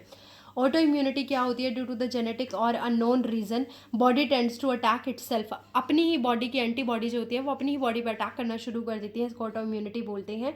For example rheumatoid arthritis. Body का इम्यून सिस्टम क्या क्या है, हमारी बॉडी में कई सारे ऑर्गन होते हैं, जैसे लिम्फॉइड ऑर्गन हो गए, ये आपका क्या होता है, बोन मैरो और थाइमस है, प्राइमरी लिम्फॉइड ऑर्गन है, यहाँ पे एंटीबॉडी बनती भी है, यहाँ से मेच्योर भी होती है, प्रोलिफरेशन भी इनका होता है। Immature lymphocyte differentiation into antigen sensitive lymphocyte, यानी कि इनका मैच्योरेशन होना, एक एंटीजन को पकड़ के उसको कैच करके उसके लिए अपना रिस्पॉन्स जनरेट करना, इसको आप मैच्योरेशन बोल देते हो। उसके अलावा ये यहाँ से माइग्रेट हो जाती हैं सेकेंडरी लिम्फॉइड ऑर्गन में, जैसे स्प्लीन हो गया, लिम्फ नोड्स हो गए, टॉन्सिल पेयर पैचेस हो गए, पेयर पैचेस हो गए, और अपेंडिक्स हो गई, ये सारे के सारे यहाँ चले जाते हैं, इनको सेकेंडरी लिम्फॉइड ऑर्गन बोला जाता है। बोन मैरो क्या करती हैं, दे ब्लड सेल्स एंड लिम्फोसाइट यहीं पे प्रोड्यूस होती है। थाइमस में लार्ज होती है, थाइमस जो होती है वो बर्थ के टाइम पे लार्ज होती है, लेकिन धीरे धीरे वो रिड्यूस होने लग जाती है। क्वेश्चन पूछते हैं, थाइमस जो है ये आपकी प्राइमरी लिम्फोइड ऑर्गन है, लेकिन ये टाइम के साथ साथ इसका साइज छोटा होता चला जाता है, और टिल आपके पास प्यूबर्टी क्या हो जाता है, कम हो जाता है साइज़ में, और जब आपकी एज हो जाती है तो ये रिड्यूस भी इसका साइज़ होता चला जाता है। इसलिए बूढ़े लोगों के अंदर आपने देखा होगा, जो हमारे सीनियर हैं उनके अंदर क्या होता है, उनके अंदर जो रोगाणु है, कीटाणु है, उनसे लड़ने की क्षमता उतनी ज़्यादा नहीं होती, क्योंकि उनका थाइमस वेल डेवलप नहीं रह पाता। स्प्लीन की बात करते हैं तो it contain lymphocyte, phagocytes and trap blood borne microbes and large reservoir for erythrocytes. Spleen को ग्रेवयार्ड ऑफ RBC भी बोला जाता है। Lymphoid tissue associated with lining of major tracts, जिनको आप माल्ट बोलते हो, फुल फॉर्म आती है mucosal associated lymphoid tissue, MALT. And ये लिम्फॉइड टिश्यू क्या करता है, ये मेजर ट्रैक्ट के साथ एसोसिएटेड होता है, जैसे म्यूकोशल एसोसिएटेड लिम्फॉइड ऑर्गन। तो it is very important, malt जो है 50% आपका लिम्फॉइड ऑर्गन बनाता है, ठीक है। उसके बाद अब आगे हम बात करते हैं एड्स के बारे में बात की जाती है, जिसको आप बोलते हैं acquired immuno deficiency syndrome, which is very very important. ये फर्स्ट रिपोर्ट किया गया था 1981 में। इसका जो कॉजेटिव एजेंट है that is HIV, human immuno deficiency virus, and member of retrovirus है ये। इसका जो ट्रांसमिशन है वो अलग अलग तरीके से होता है, जैसे sexually contact with the infected person हो गया, कंटामिनेटेड ब्लड ट्रांसफ्यूजन हो गया, शेयरिंग इन्फेक्टेड निडल्स हो गया, फ्रॉम मदर टू फिटस हो जाता है, चाइल्ड हो जाता है वाया प्लेसेंटा। और इसका जो जो लैग फेज है, लैग पीरियड है, जिसमें आप इसको डिटेक्ट नहीं कर सकते हो, यूजुअली 5 to 10 ईयर्स होता है between the infection and the appearance. आपको पता ही नहीं चलता कि आपको एड्स है, ठीक है। उसके बाद अगर हम बात करते हैं कैसे एंट्री करता है, रेट्रोवायरसेस होता है ये, क्योंकि इसके पास RNA as a genetic material होता है। रेट्रोवायरसेस एंटर करते हैं बॉडी में पर्सन की, और वो क्या करते हैं, हमारी मैक्रोफाजेस सेल के अंदर एंट्री कर जाते हैं। वहाँ पे वो RNA जीनोम जो होता है वायरस का, वो रेप्लिकेट करता है with the help of enzyme reverse transcriptase. RNA से DNA बनता है, जिसको हम cDNA बोलते हैं, और फिर वो आपका क्या करेगा, रेप्लिकेट करेगा। फिर जो वायरल का DNA होगा, वायरस का DNA होगा, वो हमारे नॉर्मल DNA के अंदर क्या कर जाएगा, इनकॉर्पोरेट कर जाएगा, हमारी मशीनरी को हैक कर लेगा।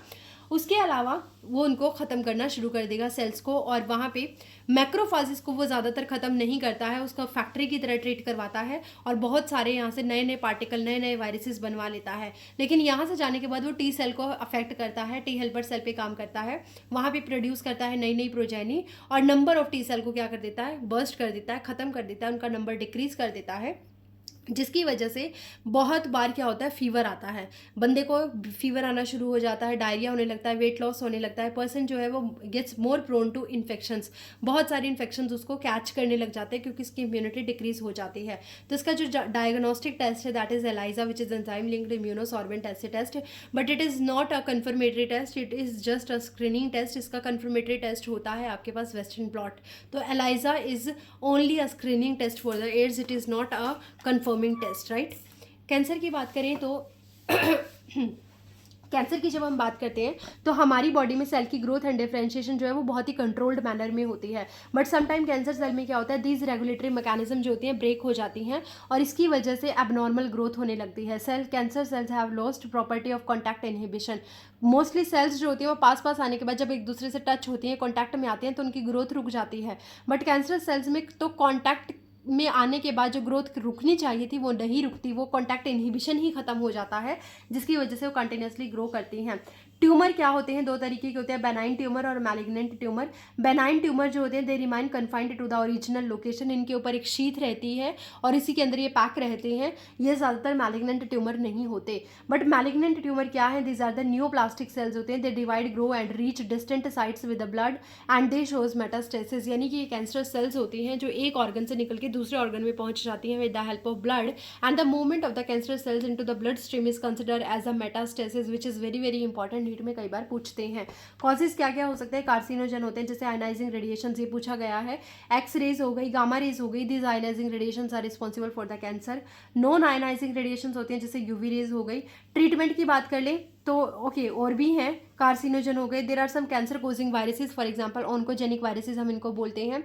और कुछ जीन्स है, जैसे सेल्यूलर सेल के अंदर कुछ ऑन्कोजीन्स होते हैं, जब वो एक बार एक्टिवेट हो जाएं, वैसे तो इनएक्टिवेट रहते हैं, उनको प्रोटोऑन्कोजीन बोलते हैं, बट किसी वजह से अगर वो एक्टिवेट हो जाते हैं तो वो भी कैंसर सेल में कन्वर्ट हो जाते हैं, सेल को कैंसर में कन्वर्ट कर देते हैं, कैंसर सेल में कन्वर्ट कर देते हैं, ठीक है। ट्रीटमेंट क्या हो सकता है, सर्जरी करवा लो, रेडिएशंस करा लो, रेडिएशन थेरेपी करा लीजिए, इम्यूनोथेरेपी आप करा सकते हो, केमिकल का यूज़ करके कीमोथेरेपी करा सकते हैं। देर आर सम नई टेक्निक्स जिसको आप बोलते हो इम्यूनोथेरेपी, तो इसमें हम क्या करते हैं, अल्फा इंटरफेरोन्स दे देते हैं ट्यूमर्स को डिस्ट्रॉय करने के लिए। डिटेक्शन कैसे डिटेक्ट करोगे, बायोप्सी करा लो, एक टुकड़ा निकाल लिया जाता है टिश्यू का, उसे चेक किया जाता है। हिस्टोपैथोलॉजिकल स्टडीज़ यहाँ पे की जा सकती हैं। रेडियोग्राफी हो सकता है, CT स्कैन किया जा सकता है, MRI किया जा सकता है, मैग्नेटिक रेजोनेंस इमेजिंग यहाँ पे कर सकते हैं, ठीक। उसके बाद हम बात करेंगे ड्रग्स एंड अल्कोहल की। तो ड्रग्स यहाँ पे आप यूज़ करते हो, ओपोइड ड्रग्स होती हैं, ये क्या करती हैं, they bind to the specific opioid receptors in CNS and GI tract. ये कई बार पूछ चुके हैं कि जो ओपोइड होते हैं उनके जो रिसेप्टर होते हैं वो कहाँ पे होते हैं, CNS सेंट्रल नर्वस सिस्टम में होते हैं, GI ट्रैक्ट में होते हैं। Heroin which is a diacetyl morphine, जिसकी स्ट्रक्चर यहाँ पे दी भी गई है, ओपोइड्स की स्ट्रक्चर ये ध्यान रखना। Heroin which is a diacetyl morphine, it is commonly called as smack, smack इसको बोला जाता है। वाइट कलर की होती है, ऑर्डरलेस, इसकी कोई सुगंध नहीं होती है, बिटर होती है टेस्ट में, और ये आपकी कहाँ से एक्सट्रैक्ट किए जाते हैं? From the latex of the Papaver plant, जिसको आप बोलते हो पेपावर सोमेनिफेरम, पॉपी प्लांट भी हम इसको बोल देते हैं। एंड ये क्या काम करते हैं? ओपियोइड्स एक्चुअली डिप्रेसेंट होते हैं। अगर आप बहुत ज़्यादा पीड़ा में हो या फिर आप बहुत ज़्यादा सोच रहे हो किसी चीज़ को, ओवर थिंकिंग कर रहे हो, आपको नींद नहीं आ रही, आपको काम नहीं आप हो पा रहे हो, शांत नहीं हो पा रहे हो, तो आप इसमें डिप्रेसेंट ले सकते हो। स्लो कर देता है बॉडी के फंक्शंस को, आपको शांति मिलने लगती है। Obtained by the acetylation of morphine, तो जब आपका हेरोइन होता है उसका एसिटाइलेशन, आप मॉर्फिन का एसिटाइलेशन जब करा देते हो तो आपको हेरोइन मिलता है। What are the cannabinoids? These interact cannabis receptors in the brain, brain के अंदर कैनाबिस के रिसेप्टर होते हैं, वहाँ पे इंटरैक्ट करते हैं। They obtained from the plant Cannabis sativa, जिसका स्ट्रक्चर कुछ इस तरीके से होता है, ध्यान रखिएगा। और ये किसको अफेक्ट करते हैं? They affect the cardiovascular system, heart से रिलेटेड और ब्लड से रिलेटेड आपके सिस्टम को अफेक्ट करते हैं। इसमें क्या क्या आते हैं? मैरिजुआना आ गया, हशीश आ गया, चरस आ गया, गांजा आ गया, सारे के सारे कैनाबिनॉइड्स ही होते हैं। And they mainly release hallucination ये मेनली कॉज करवाते हैं। There are some another drugs that is coca alkaloid और कोकेन, हम इनको बोलते हैं, स्टिमुलेंट की तरह एक्ट करते हैं। They obtain from the plant Erythroxylum coca which is a native to South America, हज़ारों बार पूछा गया क्वेश्चन है ये। इट इज़ जो कोका एल्किलॉइड है, it is obtained from the plant Erythroxylum coca which is a native to South America and it is also commonly called as crack और coke भी हम इसको कहते हैं। यूजुअली आप इसको स्नोट करते हो, सूंघा जाता है इसको, और ये स्पोर्ट्स पर्सन इसको ज़्यादातर यूज़ करते हैं। कहाँ पे एक्ट करता है? CNS पे पूछा गया है, CNS पे एक्ट करता है। और ये ऐसी सेंस देता है, अगर आप इसको ज़्यादा अमाउंट में ले लेते हो तो आपको यूफोरिया की सेंस होने लगती है, जो काल्पनिक चीज़ें हैं वो आपको फील होने लगती है। इंक्रीजिंग एनर्जी, आपको लगता है कि आप बहुत ज़्यादा एनर्जेटिक हो गए हो, तो बहुत सारे लोग इसको काफ़ी टाइम एक्साइटेड रखने के लिए खुद को यूज़ करते हैं। इसका वेल नोन प्लांट जो है वो है ट्रोपा बेलोडोना एंड धतूरा, ठीक है, तो ये यहाँ से लिया जाता है। अब कुछ नोट्स की इंपॉर्टेंट बातें हैं, जैसे कि बारबिट्यूरेट्स हो गया, एम्फेटामाइंस हो गया, बेंजोडाइजेपिन्स हो गए, they help cope patients with mental illness और डिप्रेशन। तो हम ज़्यादातर ये डिप्रेसेंट की तरह यूज़ कर लेते हैं और इनको इलनेस, मेंटल इलनेस और डिप्रेशन से बचाने के लिए लोगों को दिया जाता है। Morphine is a sedative and pain killer, जो लोग सर्जरी करवा करके आते हैं उनको मॉर्फिन दिया जाता है। तो morphine is given to the patient who has undergone surgery right now, right, ताकि उसका पेन कम किया जा सके, because it is a sedative and a pain killer. Tobacco जो होता है, it has been smoked by the people for a long time, काफ़ी लंबे टाइम से तंबाकू को च्यू किया जाता है, स्मोक किया जाता है। इसके अंदर निकोटीन होता है which is an alkaloid, and जो निकोटीन होता है इट स्टिमुलेट एड्रिनल ग्लैंड, आपके एड्रिनल ग्लैंड जो किडनी के ऊपर है उस ग्लैंड को स्टिमुलेट करता है, बीपी को इंक्रीज कर देता है, हार्ट बीट को इंक्रीज कर देता है। स्मोकिंग जो होती है it is associated with lung, urinary bladder, throat cancer, bronchitis, emphysema and gastric ulcer and coronary heart disease. Smoking जो है इन सबको लीड करती है, किस किस को? एक तो आपके लंग को प्रॉब्लम करती है, यूरिनरी ब्लैडर को, थ्रोट को कैंसर हो जाता है, ब्रोंकाइटिस करवाती है, एम्फाइसीमा जिसमें अल्वेलर वॉल जो है वो डैमेज होने लग जाती है और सरफेस एरिया डिक्रीज हो जाता है, पेट में अल्सर हो जाते हैं, कोरोनरी हार्ट डिजीज हो जाती है। विड्रॉल सिम्टम, अगर आप इनको छोड़ने का ट्राई करते हो, अगर आप अल्कोहल वगैरह को छोड़ने की, ड्रग्स को छोड़ने की ट्राई करते हो, तो उस केस में आपके पास कुछ सिम्टम्स आते हैं, जैसे कि अनप्लीजेंट फीलिंग होने लगती है, बंदा जो है बहुत ज़्यादा मतलब कि बहुत ज़्यादा अग्रेसिव हो सकता है, उसको अच्छी सी फीलिंग नहीं आएगी। When regular dose of drug और अल्कोहल इज़ नॉट टेकन और इज़ अब्रप्टली डिसकंटिन्यूड, अगर एकदम से आप उसको छोड़ दे तो तब आपको ये सिम्टम दिखाई देंगे। अगर आप एकदम से उसको ड्रग्स देना बंद कर दो, अल्कोहल देना बंद कर दो, या फिर अगर आप धीरे धीरे भी उसको रिहेबिलिटेशन सेंटर में रख रहे हो, उस टाइम पे भी आपको ये सारे सिम्टम दिखाई देंगे। एंजाइटी हो गई, शेकीनेस हो गई, नोजिया, स्वेटिंग, ये सब आपको प्रॉब्लम उन बंदों के अंदर दिखाई देती है जो कोशिश करते हैं इसको छोड़ने की, ठीक है। तो ये हमारा क्या हो गया, आपका ह्यूमन हेल्थ एंड डिजीज़ वाला टॉपिक हो गया है। अब हम एक छोटा सा टॉपिक और कवर कर लेते हैं जो कि हमारा है माइक्रोब्स इन ह्यूमन वेलफेयर। तो माइक्रोब्स इन ह्यूमन वेलफेयर अब मैं करवाने जा रही हूँ, जो इस चैप्टर में थर्ड रहने वाला है इसका टॉपिक। तो देखो, हमारे लिए माइक्रोब्स सिर्फ बेकार नहीं होते, इसमें से 4 नंबर का एक क्वेश्चन आराम से फंस सकता है, तो आप चाहो तो कर सकते हो। माइक्रोब्स हमारे लिए गंदे नहीं होते, हमारे लिए माइक्रोब्स अच्छे भी होते हैं। तो हम हाउस होल्ड प्रोडक्ट में माइक्रोब को कैसे यूज़ कर सकते हैं? जैसे मिल्क को बनाने के लिए आप एक बैक्टीरिया का यूज़ करते हो, दैट इज़ लैक्टोबैसिलस। मिल्क से कर्ड बनाने के लिए आप एक बैक्टीरिया का यूज़ करते हो, दैट इज़ लैक्टोबैसिलस और लैक्टिक एसिड बैक्टीरिया, ठीक है। अब मिल्क जो है उसमें लैक्टिक एसिड बैक्टीरिया क्या करता है एक्चुअली, ये कोएगुलेट कर देता है और पार्शली डाइजेस्ट कर देता है प्रोटीन को पार्शली डाइजेस्ट कर देता है और इंक्रीज़ करवा देता है विटामिन B12 को, जिसकी वजह से डाइजेशन दही को खाने से अच्छा हो जाता है। चेक करता है डिजीज़ कॉजिंग माइक्रोब्स, जो माइक्रोब बीमारियां फैलाते हैं उनको क्या कर देता है, रोक देता है। इसके अलावा आपने देखा होगा कि बहुत सारे यीस्ट हैं जैसे सैक्रोमाइसिस सेरिवेशियाई, ये बेकर इंडस्ट्री में यूज़ किया जाता है, जो ब्रेड वगैरह बनाने हो, जो केक वगैरह बनाने हो वहाँ पे यूज़ होता है। टॉडी क्या है? It is a traditional drink of south India formed by the fermentation of SAP from palm plant. जो पाम के प्लांट होते हैं वहाँ पे उनका एक सैप बनाया जाता है और वो भी बैक्टीरिया वगैरह की वजह से ही बनता है। टोडी जो होता है ये बहुत ही फ्रेशनिंग एक ड्रिंक होती है जो आपकी साउथ अमेरिका में साउथ इंडिया में यूज़ की जाती है। Microbe also ferment fish, soybean, bamboo shoot, इनको भी क्या करते हैं? फर्मेंट कर देते हैं और हमारे लिए यूज़फुल होते हैं। चीज़ जो है जैसे स्विस चीज़ है उसके अंदर लार्ज होल्स होते हैं, बड़े बड़े होल्स होते हैं स्विस चीज़ के अंदर। एंड वो लार्ज क्यों होल बनते हैं? लार्ज CO2 प्रोडक्शन वहाँ से होती है। कौन सा बैक्टीरिया करवाता है? प्रोपाइनोबैक्टीरियम शारमानी। ये याद रखना ही पूछा गया है, प्रोपाइनोबैक्टीरियम शारमानी क्या कराता है? स्विस चीज़ का फॉर्मेशन कराता है। और वहीं जब हम रॉकी फोर्टी चीज़ की बात करते हैं तो ये राइपंड होती है बाय ए स्पेसिफिक फंजाई, जो कि क्या देती है? इसको एक पर्टिकुलर फ्लेवर देती है। रॉकी फोर्टी चीज़ जो है वो रॉकी फोर्टी फंगस से ही बन जाती है। इंडस्ट्रीज़ में माइक्रोब्स जो है जो माइक्रोब्स हैं उनको बड़े बड़े वेसल्स में ग्रो करवाया जाता है जिनको फर्मेंटर बोलते हैं। ठीक है, अब बीवरेजेस और एंजाइम की अगर हम बात करें तो सैक्रोमाइसिस सेरिवेशियाई जो है इसको ब्रियर इंडस्ट्री में भी यूज़ किया जाता है, अल्कोहल वगैरह बनवाए जाते हैं। Can ferment cereals and fruit juice producing ethanol. Wine and beer are produced without distillation. याद रखना है विदाउट डिस्टिलेशन से वाइन एंड बियर बनती है, जबकि whisky, brandy, rum require distillation of fermented broth. इनको डिस्टिलेशन करवाना पड़ता है इनका, तब जाकर के बनते हैं। बहुत सारे एंजाइम भी हमें इनसे मिलते हैं माइक्रोब से, जैसे लाइपेजेस। ये एक ऐसा एंजाइम है जो रिमूव करता है किसको? ऑयल स्टेन्स को। इंडस्ट्री में लॉन्ड्री इंडस्ट्री के अंदर यूज़ किया जाता है, कपड़ों से दाग धब्बे हटाने के लिए लाइपेज एंजाइम को यूज़ किया जाता है। पैक्टिनेसिस और प्रोटीजेस क्या होते हैं? जो बोतल जूस आप पीते हो उनमें अगर आपके फ्रूट डायरेक्ट डाल दिए जाएँ तो उनका पल्प वहाँ पर रह जाएगा और आपको पीने में प्रॉब्लम होगी, तो उनको क्लियर करने के लिए हम पैक्टिनेसिस या प्रोटीजेस उसमें एड ऑन कर देते हैं। तो बैक्टीरिया इस चीज़ में हमारी हेल्प करता है। ठीक है, उसके बाद जब हम बात करते हैं तो उसके बाद हम एंटीबायोटिक्स की बात करते हैं। बहुत सारी एंटीबायोटिक्स भी हमें यहाँ से मिल जाती है, जैसे कि अलेक्जेंडर फ्लेमिंग जो थे वो काम कर रहे थे, was working on staphylococci bacteria. ये क्वेश्चन पूछा गया, स्टेफाइलोकोकस के ऊपर वो काम कर रहे थे और उन्होंने देखा कि सडनली उन्होंने देखा कि वो बैक्टीरिया जो है he found a mould in an unwashed culture. उनको एक मोल्ड मिली, वहाँ पे एक फंगस मिली, पेनिसिलियम नोटेटम, और उन्होंने देखा इट प्रोड्यूस अ केमिकल जो कि पेनिसिलिन है वो प्रोड्यूस करती है, which did not let bacteria to grow nearby, जिसके आसपास स्टेफाइलोकोकस जो है वो ग्रो नहीं कर पा रहा। इसका मतलब ये केमिकल कुछ तो ऐसी प्रॉपर्टी रखता है जिसकी वजह से बैक्टीरिया इसके आसपास ग्रो नहीं कर पाता। Full potential antibiotic was established by Ernest Chain and Howard Florey. ये भी पूछा गया है। Ernest Chain and Howard Florey ने फुल पोटेंशियल जो पेनिसिलिन है उसकी कैपेसिटीज़ के बारे में बताया था। एंड फ्लेमिंग चेन एंड फ्लोरे को अवॉर्डेड किया गया था नोबेल प्राइज से 1945 में। Again very very important question. 1945 में तीनों साइंटिस्ट को नोबेल प्राइज से अवॉर्ड किया गया था, Fleming Chain and Florey. There are some bioactives. Streptokinase, ये क्या करता है? ये हमें स्ट्रेप्टोकोकस से मिलता है और ये क्लॉट बस्टर की तरह यूज़ किया जाता है। अगर बॉडी के अंदर कहीं पे क्लॉट हो गया हो तो उसको तोड़ने का काम कौन करता है? स्ट्रेप्टोकाइनेज कोज करता है, तो हार्ट अटैक से हमें बचा सकता है।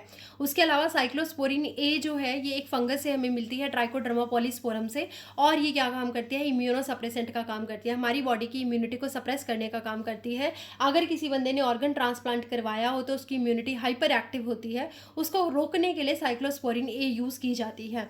उसके अलावा स्टैटिन्स जो है ये मोनास्कस परप्यूरियस नाम की यीस्ट से हमें मिलता है और ये ब्लड के कोलेस्ट्रॉल को क्या कर देता है? लो कर देता है, जिसकी वजह से हार्ट अटैक की प्रॉब्लम कम हो जाती है। There are some chemical which are also produced by the bacteria और fungus. For example citric acid हमें मिलता है स्पर्जिलस नाइजर से, which is a fungus.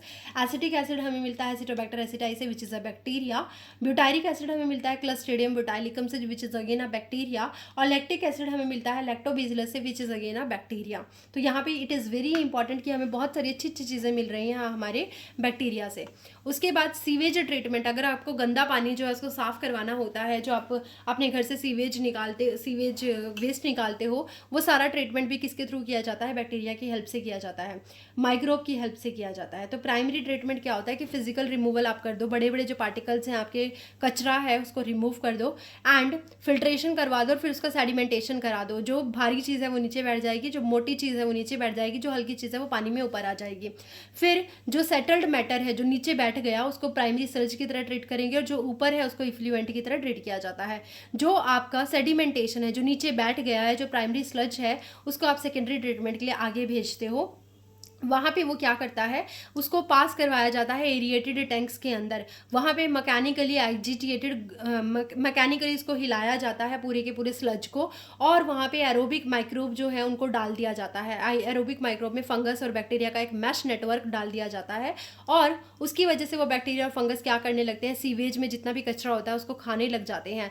But इस काम के लिए उनको ऑक्सीजन की भी रिक्वायरमेंट होती है, इसीलिए बायोलॉजिकली ऑक्सीजन जो डिमांड है वो बढ़ जाती है, और जो आपका बैक्टीरिया की बढ़ जाती है, और सीवेज ट्रीटमेंट जो है उसकी घटनी शुरू हो जाती है, जिससे आपको पता चलता है कि बैक्टीरिया अपने खाने को खा रहा है और उसको ज़्यादा ऑक्सीजन की रिक्वायरमेंट थी।